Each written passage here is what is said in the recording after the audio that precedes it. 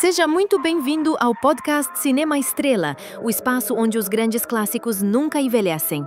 E você que acompanha o nosso canal no YouTube já sabe, o filme que vamos conversar hoje está postado lá, completo e disponível gratuitamente. É isso mesmo! Você pode assistir agora mesmo a obra-prima Três Homens em Conflito de 1966 no Cinema Estrela. Prepare-se para revisitar um dos maiores filmes de faroeste de todos os tempos. Dirigido por Sergio Leone, com a trilha inesquecível de Ennio Morricone, Três Homens em Conflito é mais do que um duelo de pistoleiros. É um épico sobre ganância, sobrevivência e a tênue linha entre o bem e o mal. E para esta conversa especial, tenho o prazer de receber Lucas Berillo e Clara Gonçalves, companheiros de jornada aqui no podcast e grandes apaixonados por cinema. Vamos juntos explorar os bastidores, as curiosidades e o legado deste clássico absoluto do faroeste. O duelo está marcado. Vamos nessa?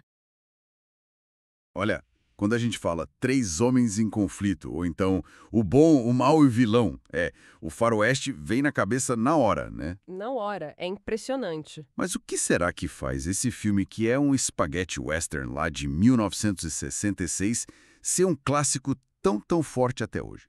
Vamos dar uma olhada nisso. Ótima pergunta.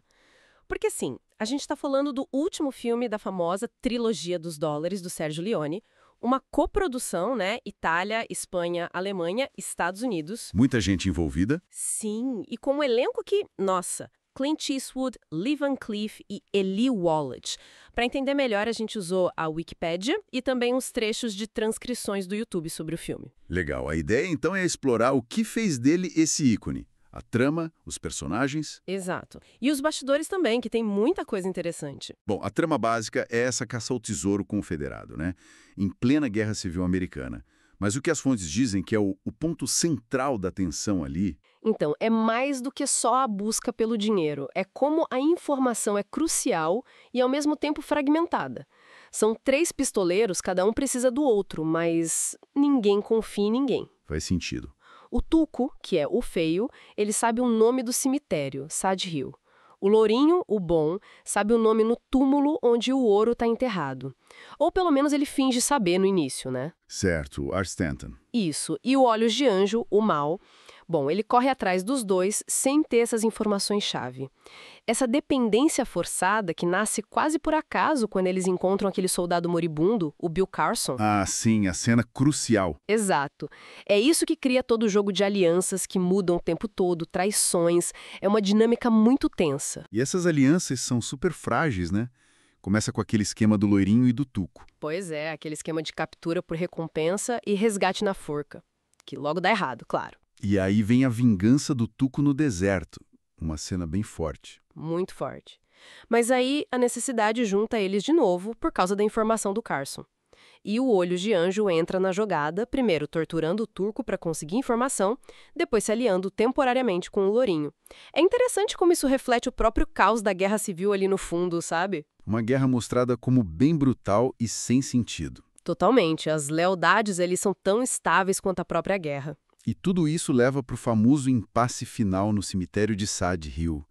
Como é que esse clímax acontece? Bom, primeiro eles chegam lá no cemitério, que aliás foi um cenário construído por soldados espanhóis, um trabalho imenso para a época. Uau! Aí tem aquela pequena decepção com um túmulo errado, e o trielo? O impasse mexicano a três. É um momento icônico, pura tensão visual, a música do Morricone no auge. Demais. E o Loirinho sempre um passo à frente, né? Ele tinha descarregado a arma do Tuco na noite anterior, aí ele consegue matar o Olhos de Anjo, revela o túmulo certo, que ironicamente está marcado como desconhecido. Que irônico mesmo. Pega metade do ouro e deixa o Tuco ali numa forca improvisada, numa situação bem precária. Mas no último segundo, ele atira na corda e salva o Tuco, mantendo aquela relação ambígua deles até o fim. Falando nos personagens, o que faz esse trio ser tão marcante? O Lourinho, do Clint Eastwood, por exemplo.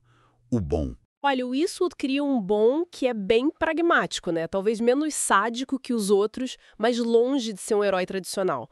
As fontes dizem que ele ficou meio relutante no começo, mas negociou bem, salário alto e uma porcentagem dos lucros nos Estados Unidos. Esperto ele. Com certeza. Ele subverte um mocinho clássico do western. O que move ele é o dinheiro, não algum ideal nobre. E o Lee Van Cleef como Olhos de Anjo, o mal. O Van Cleef é a personificação da maldade fria, calculista, um mercenário cruel, sociopata mesmo. O nome original dele, Sentença, já diz muito. Curioso que o Leone queria o Charles Bronson primeiro, mas ele estava ocupado. E o Eli Wallach como Tuco, o feio, ele é incrível no filme. Nossa, o Wallach tá demais. Ele traz uma mistura fantástica de humor, carisma e perigo real. O Tuco é, talvez, o personagem com mais camadas ali. A gente vê até um pouco do passado dele com o irmão padre. Verdade. Tem essa cena. Ele é a pura representação da sobrevivência a qualquer custo. E o Wallach desenvolveu uma amizade forte com o Leone, apesar dos perrengues na filmagem. As fontes falam de quase envenenamento, cavalo disparando, quase atropelado por trem, coisas sérias. Caramba, produção raiz mesmo. E sobre a parte técnica? O estilo do Leone e a música do Morricone. Como eles constroem o filme? São fundamentais. O estilo do Leone é muito característico. Aqueles planos abertíssimos, os long shots, mostrando a imensidão e a solidão. E, de repente, pá! Um close-up extremo no rosto, nos olhos, focando na tensão do momento. É uma linguagem visual muito forte.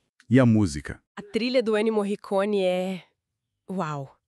Não é só fundo musical, é quase um personagem falando. Tem temas específicos para cada um dos três. A flauta para o Lourinho, a ocarina para o Olhos de Anjo, as vozes humanas para o Tuco.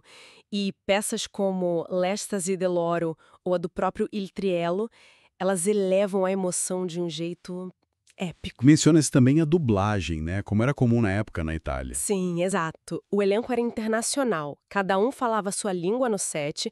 Depois, tudo era dublado para o italiano e para as outras línguas. Por isso, às vezes, a gente nota uma falta de sincronia labial, mas era o jeito de fazer cinema lá naquela época. E para além da ação e do estilo visual, o filme tem camadas mais profundas, né? As fontes falam de sátira, crítica à guerra. Com certeza. O próprio Leone viu o filme assim, como uma sátira, aquela visão romantizada do faroeste americano. Ele mostra a ganância, a violência de forma bem crua e não tem herói de verdade ali, são todos anti-heróis complexos. E a guerra civil? Ela não é só um pano de fundo, é mostrada como algo brutal, inútil. A cena no campo de prisioneiros de Batterville, inspirada em lugares reais como Andersonville, é um soco no estômago.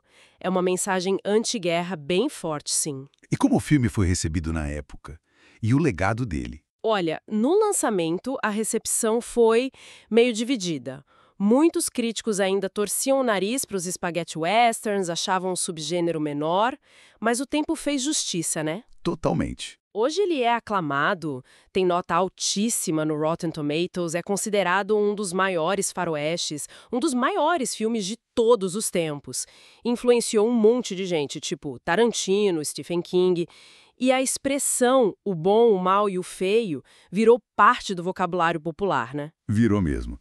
Então, para resumir, o filme é esse marco porque ele pegou o gênero faroeste e subverteu. Com um estilo visual único, personagens complexos, trilha sonora inesquecível, e tudo isso falando de ganância e sobrevivência no meio do caos da guerra. Exatamente. É uma combinação poderosa. E isso até levanta uma questão interessante para a gente pensar, né? O Leone queria satirizar a violência do Oeste, fazer uma crítica à guerra. Sim. Mas será que a forma como ele filma essa violência de um jeito tão estilizado, tão cool, por falta de palavra melhor, acaba talvez diminuindo um pouco o peso dessa crítica? Ou será que é justamente essa estética que torna a mensagem sobre a brutalidade e o absurdo de tudo ainda mais impactante?